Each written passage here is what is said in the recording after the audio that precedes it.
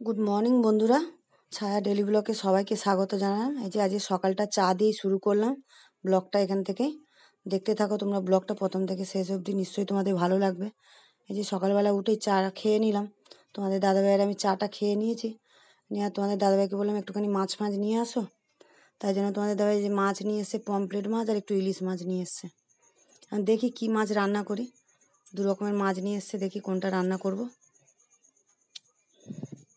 আর এদিকে এই যে শাপলা নিয়ে এসছে, বললো শাপলা দিয়ে একটু ঘন্ট করতে ইলিশ মাছের মাথা দিয়ে, তাই এই যে শাপলা দিয়ে ঘন্ট করবো ইলিশ মাছের মাথা দিয়ে।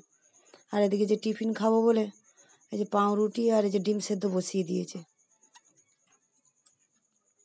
এই যে টিফিনে যে ছেলে খাবে, বললো পাউরুটি খাবে না কচুরি খাবে, তার জন্য ছেলেকে কচুরি তরকারি এনে দিয়েছে। আর এদিকে পাউরুটি ডিম সেদ্ধ কলা দিয়ে আমরা টিফিনটা খেয়ে নিলাম। আর এই যে রান্না করবো বলে গুছিয়ে নিয়েছি, ইলিশ মাছটাই করব। ইলিশ মাছটা বেগুন দিয়ে যে তেল ঝাল করব, ইলিশ মাছের বেগুন দিয়ে একটু সর্ষে বাটা দিয়ে আর বেগুন দিয়ে একটু তেল ঝাল করে দেবো। আর এই শাপলাটা করবো হচ্ছে যা মাছের মাথা দিয়ে, ইলিশ মাছের মাথা দিয়ে শাপলাটা ঘন্ট করে দেবো। তাই এই যে রান্না জোগাড় করে বসিয়েও দিলাম রান্না। এদিকে বেগুনটা কেটে নুন হলুদ মাখিয়ে বেগুনটা এই যে হালকা করে ভেজে নিলাম, নিয়ে ওই তেলে হালকা করে আবার মাছটাও ভেজে নেবো। তেল ঝাল করবো তো তার জন্য একটু হালকা করে ভেজে নেবো মাছটা। এই দেখো হালকা করে, একদম হালকা করে ভেজে নিয়েছি মাছটা। আর এদিকে একটু সর্ষে কাঁচা লঙ্কা বেটে নেবো, সাদা সর্ষে কালো সর্ষে নিয়ে নিয়েছি, ওটা বেটে নেবো সর্ষেটা শিলনোড়াতে। আর এদিকে মাছটা ভেজে তুলে নিয়েছি, ওর মধ্যে কালো জিরে একটু ফোড়ন দিয়ে দিলাম, দিয়ে আর যে সর্ষেটা জলে গুলে নিলাম বেটে, নিয়ে দিয়ে দিলাম তেলের মধ্যে।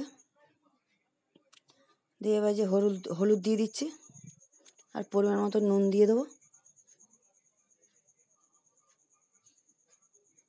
দিয়ে একটু ঝোলটা ফুটতে দেবো। এই যে কটা চারটে কাঁচা লঙ্কাও কেটে দিয়ে দিলাম ওর মধ্যে। এই ঝোলটা ফুটে গেছে আর মাছ আর বেগুনটা দিয়ে দিচ্ছি ওর মধ্যে।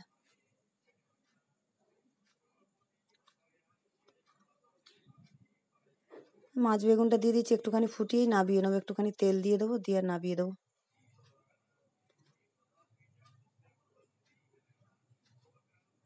এই উপর দিয়ে একটুখানি কাঁচা সর্ষে তেল দিয়ে দিয়েছি, ভালো লাগবে খেতে, তার জন্য একটু কাঁচা সর্ষে তেলও দিয়ে দিলাম উপর থেকে।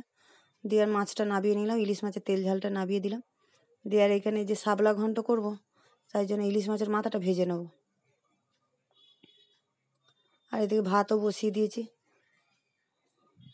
এদিকে যে পুজো কমপ্লিট হয়ে গেছে, তোমাদের দাদাভাই চান করে পুজোটাও করে দিল, পুজো কমপ্লিট হয়ে গেছে এদিকে। ওদিকে আমি রান্না করছি, ওদিকে তোমাদের দাদাভাই চান করে আর পুজোটা করে নিল।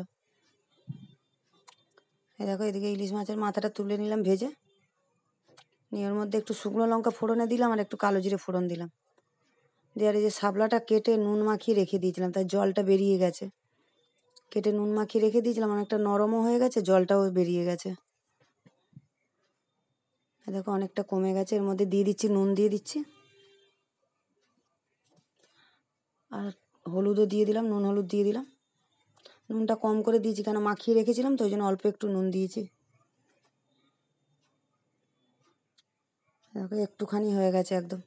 আর একটু সর্ষে বেটে রেখেছিলাম দেবো বলে, ওই জন্য সর্ষে বাটাটাও দিয়ে দিলাম।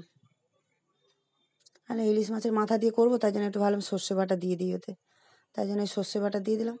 দিয়ে আর ওই মাথাটা ভেজে রেখেছিলাম ওটাও দিয়ে দিলাম। মাথাটা ছোটোই ছিল, বেশি বড় না তো, ইলিশ মাছ ছোটো মাছ, তার জন্য মাথাটাও ছোটো ছিল।